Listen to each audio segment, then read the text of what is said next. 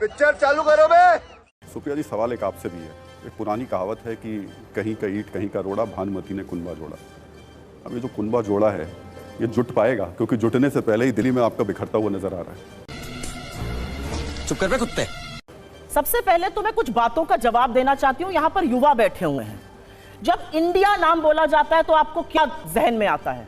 वो तिरंगा जहन में आता है, भारत माता जहन में आती है, 140 करोड़ लोग जहन में आते हैं, IIT जहन में आता है, IIM जहन में आता है, एम्स जहन में आता है, इसरो जहन में आता है।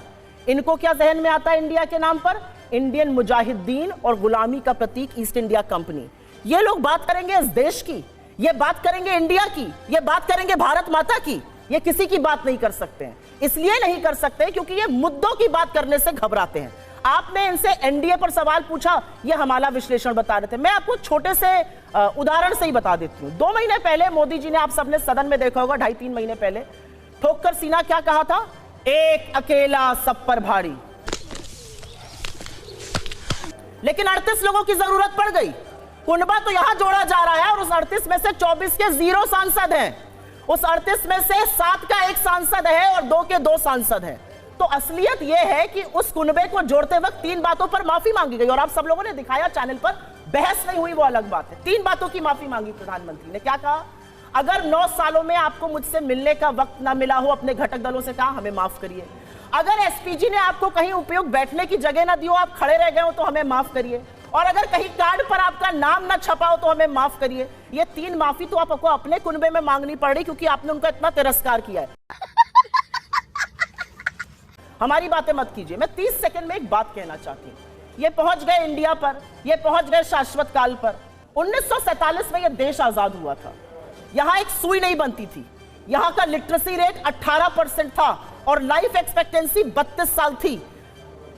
नेहरू की यह दूरदर्शिता थी। आज का दिन महत्वपूर्ण है। आज के दिन IIT खड़गपुर का उद्घाटन हुआ था। IIT, IIM, एम्स, इसरो जैसी संस्थाएं बनाई। और आपको एक बात और बता दूं, 1 मिनट, अब मैं सवाल पूछूं? एक बात और बता दूं, हमारे IIT और एम्स बनने के बाद 30 साल तक एशिया में ऐसे कोई मैनेजमेंट इंस्टीट्यूट्स नहीं बने थे। यह दूरदर्शिता थी, उसकी बुनियाद पर यह देश खड़ा है। लेकिन ये उसको नकारेंगे। आप तो 1 मिनट, आप इस देश को इस कगार पर ले आए कि 80 करोड़ लोगों को आज फ्री का राशन देना पड़ रहा है, तो नहीं तो उनकी मौत हो जाए, और उसको आप अपना अचीवमेंट। सवाल अब मैं पूछूं? शाबाश बेटा, बहुत बढ़िया। केंद्र के शासित जम्मू कश्मीर में आज डीजीपी ने क्या बयान दिया है?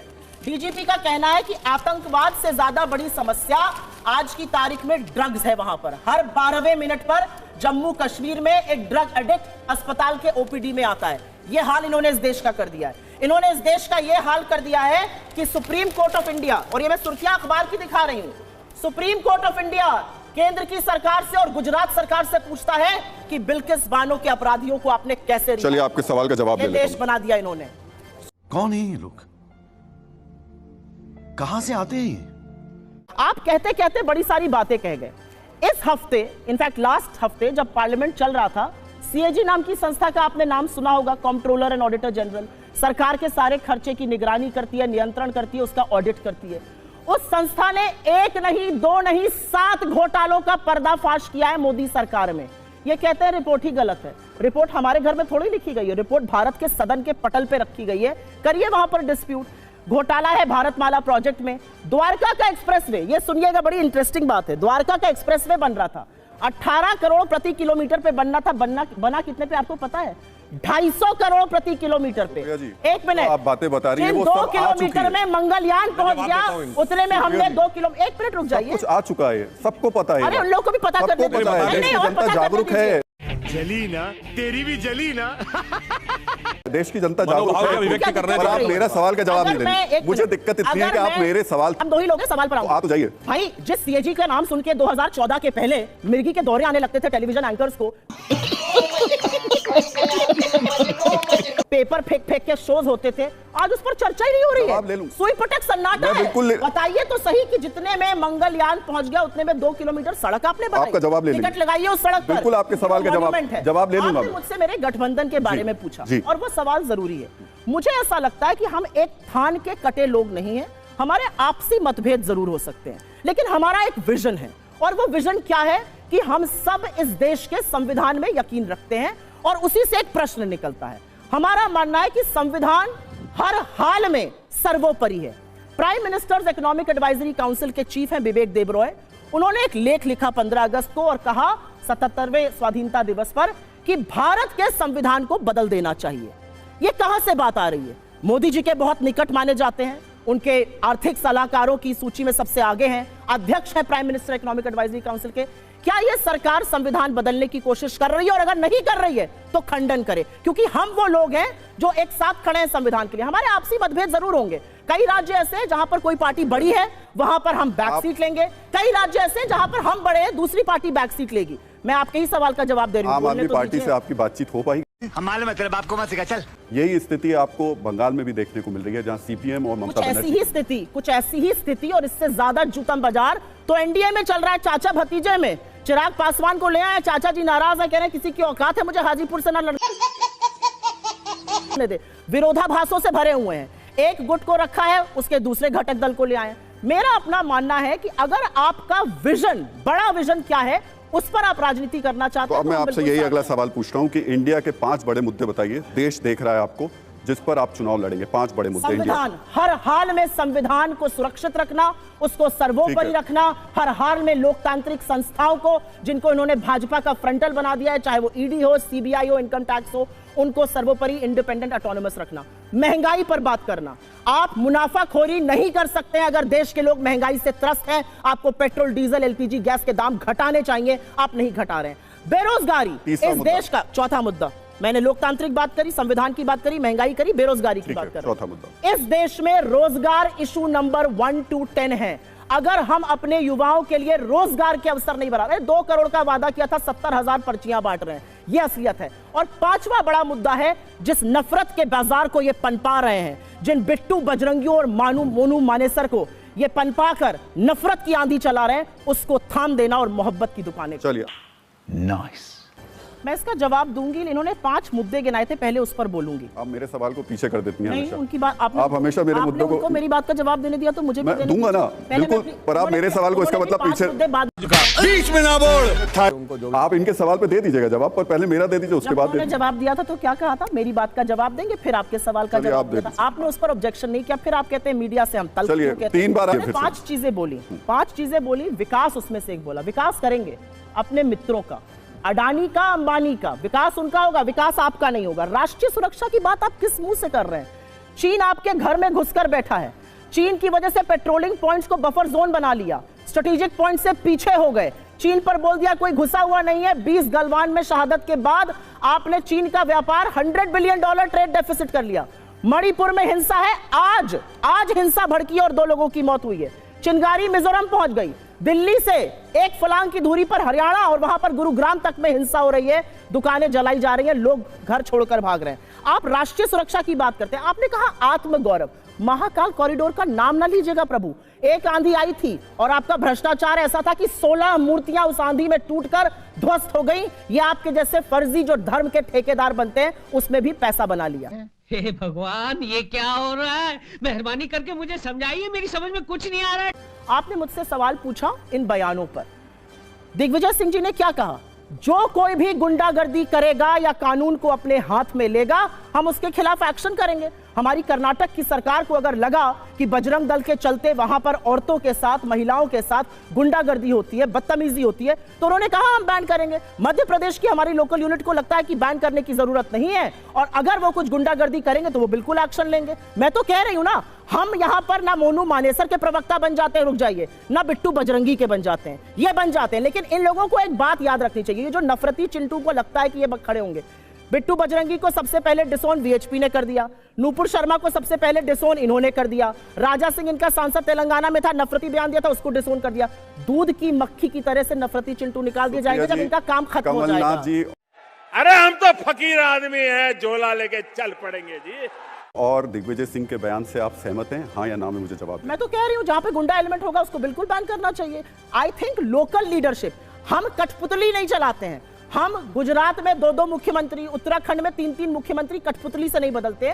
लोकल लीडरशिप को जो लगता है वो उनको करना चाहिए, और मुझे ऐसा लगता है कि लोकल लीडरशिप सक्षम है, क्योंकि कमलनाथ जी के कार्यकाल में या कांग्रेस की सरकार में एक आदिवासी के ऊपर किसी नेता ने पेशाब नहीं करी थी, एक लड़की को निर्वस्त्र नहीं घुमाया गया था जो इनकी सरकारों में हो रहा जवाब है। ले लूं?